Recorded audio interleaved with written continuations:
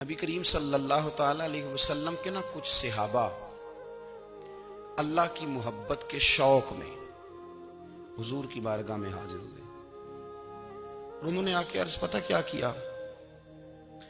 عرض کرنے لگے یا رسول اللہ صلی اللہ تعالی علیہ وسلم سالوں بیت گئے ہیں سجدے کرتے ہوئے، حضور سالوں بیت گئے ہیں تسبیح پڑھتے ہوئے، سالوں بیت گئے کہتے ہوئے کہ سبحان اللہ وہ پاک ہے، ہمیں سالوں بیت گئے یہ کہتے ہوئے کہ اللہ اکبر وہی سب سے بڑا ہے، سالوں بیت گئے کہتے ہوئے کہ الحمدللہ ساری تعریفیں اللہ کے لیے، سالوں بیت گئے اس کی تسبیح کرتے، تحلیل کرتے، تکبیر کہتے۔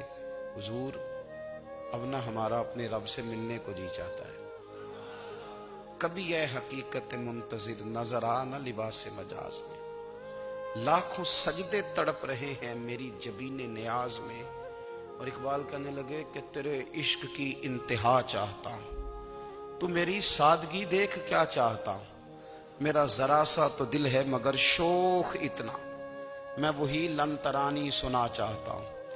میرا بھی دل کرتا ہے کہ اللہ میں تجھے کہوں میں تجھے دیکھنا چاہتا ہوں، جس طرح حضرت موسیٰ کلیم علیہ السلام نے کہا تھا، اور تو مجھے کہے کہ لن ترانی تو نہیں دیکھ سکتا، ذرا سا تو دل ہے مگر شوخ اتنا، میں بھی وہی لن ترانی سنا چاہتا ہوں۔ پھر کہنے لگے بھری بزم میں راز کی بات کہہ دی، بڑا بے ادب ہوں سزا چاہتا ہوں۔ دیکھو سب لوگوں کے بیچ ہی میں نے یہ کہہ دیا۔ میرے عزیز صحابہ نہ شوق میں، کتنے سارے لوگ ہیں آپ، کتنی ماشاءاللہ بڑی تعداد میں آپ آئے، ہم بھی کبھی اس شوق میں گئے ہیں کہ ہمارے رب کو دیکھنے کو دل چاہتا ہے، ہمارا جی چاہے وہ کبھی ہمیں ملے، ہم کبھی اس کی زیارت کریں، اس کی بارگاہ کرم میں ہم حاضر ہوں۔ صحابہ نے عرض کیا یا رسول اللہ صلی اللہ تعالی وسلم ہمارا رب کہاں ہے؟ ہمارا نا اپنے رب کو دیکھنے کو جی چاہتا ہے۔ جب صحابہ نے یہ عرض کیا تو اللہ نے قرآن مجید نازل کیا، فرمایا وَإِذَا سَأَلَكَ عِبَادِي عَنِّي فَإِنِّي قَرِيبٌ، محبوب جب میرے بندے آپ کی بارگاہ میں آ کے میرے بارے میں پوچھے نا تو ان سے کہہ دینا میں ان کے قریب ہی ہوں، قریب ہی ہوں۔ دلیل کیا ہے؟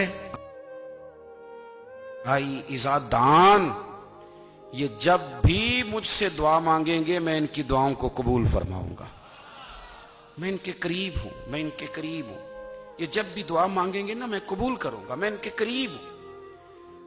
اللہ تبارک و تعالیٰ کے بندے اللہ سے محبت کرتے، رب کی بارگاہ میں جھکتے، اس کو اپنے دکھ سناتے، اس کے پیارے محبوب صلی اللہ تعالی علیہ وسلم کا وسیلہ لے کے اس کے حضور حاضر ہو جاتے، پیشانیاں سجدوں سے روشن ہوتی۔ ہم نہ ہر چیز کے لیے وقت نکالتے ہیں، ہر چیز کے لیے، لیکن عبادت کے لیے وقت نہیں نکالتے۔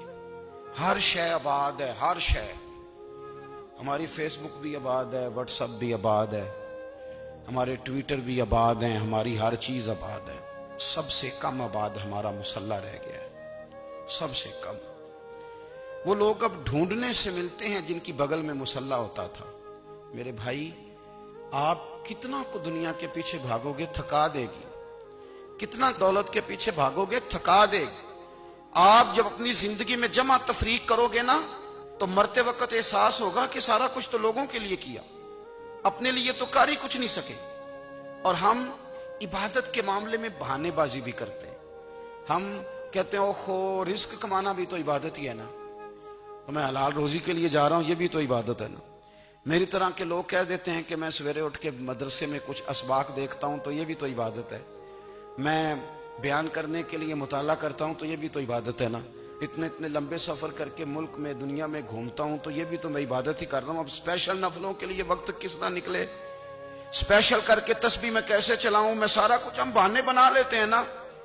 میرا سوال یہ ہے کہ یہ ساری باتیں صحابہ کو، نبی کریم کو، دیگر لوگوں کو بھی تو پتہ تھی نا، لیکن آپ غور تو کریں 23 سال حضور کو وقت ملا، مختصر وقت ظاہراً تبلیغ کرنے کے لیے، پوری دنیا میں دین بھی پھیلانا ہے، گھر میں 11 ازواج ہیں، 4 بیٹیاں ہیں، ان کی اولادیں، سارے کام کاج بھی دیکھنے ہیں، لیکن سیدہ طیبہ طاہرہ حضرت عائشہ صدیقہ رضی اللہ تعالیٰ عنہ فرماتی ہیں سارا دن تبلیغ کرتے، ہر غلام کے دکھ سنتے، گھر میں آتے تو اپنے گھر والوں کا خیال کرتے، کام میں ہمارا ہاتھ بٹاتے۔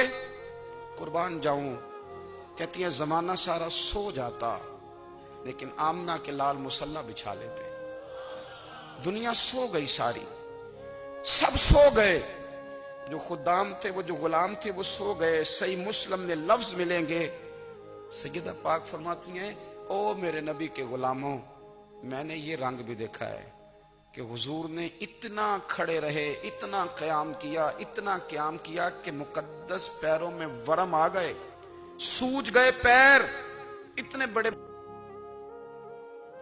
دل پہ ہاتھ رکھ کے نہیں بتا سکتا کہ میرے کبھی نماز میں پیر سوج گئے، کوئی نہیں بتا سکتا۔ بچوں کی روٹی کماتے تھک گئے بات الگ ہے، ہم سیر کرنے گئے تو تھک گئے بات الگ ہے، لیکن عبادت میں یہ بھی تو مسلم شریف ہے نا، یہ بھی تو دین ہے نا، یہ بھی تو حضور کی سنت ہے، یہ بھی تو وہ چیز ہے جو کریم کی آنکھوں کی ٹھنڈک ہے۔ سیدہ فرماتی ہیں پیروں میں ورم آ گئے، اور ساری رات ہی حضور نے نماز پڑھی اور ایک ہی آیت بار بار دہرائی۔ مسجد نبوی میں بلال حبشی نے فجر کی اذان دے دی اور حضور ابھی مصلی پہ تھے، کریم فارغ ہوئے۔ میں نے عرض کی یا رسول اللہ صلی اللہ علیہ وسلم، آپ کے تو صدقے اللہ اگلے پچھلوں کے گناہ معاف کرے گا، تو آپ اتنی آہوزاری کیوں فرماتے ہیں؟ آپ تو شفیع ہیں، آپ تو انبیاء کے امام ہیں۔ تو حضور نے فرمایا عائشہ تم نے گنوایا ہے نا میرے اللہ کی مجھ پر کتنی رحمت ہے، افلا اکون عبدا شکورا، فرمایا اگر اس نے اتنی نعمتیں دی ہیں تو کیا میں اس کا شکر گزار بندہ نہ بنوں؟ میں شکر گزار بندہ نہ بنوں اس کا؟ پھر اگر اتنی نعمتیں اس نے دی ہیں، مجھے اتنا نوازا ہے، تو پھر میں اس کے سامنے سجدے نہ کروں؟ او میرے بھائی، بڑے قابل فخر لوگ ہیں ہم کہ ہم نبی پاک کے غلام ہیں، ہم قابل فخر ہیں کہ نبی کریم کے غلام ہیں۔ کیا کبھی اس غلامی کے شکرانے میں بھی 2 نفل پڑھے ہیں کہ یا اللہ تیرا شکر ہے تو نے ہمیں حضور کا غلام بنایا ہے؟ یاد رکھیں کہ اپنی روحانی زندگی کو آباد کریں، استغفار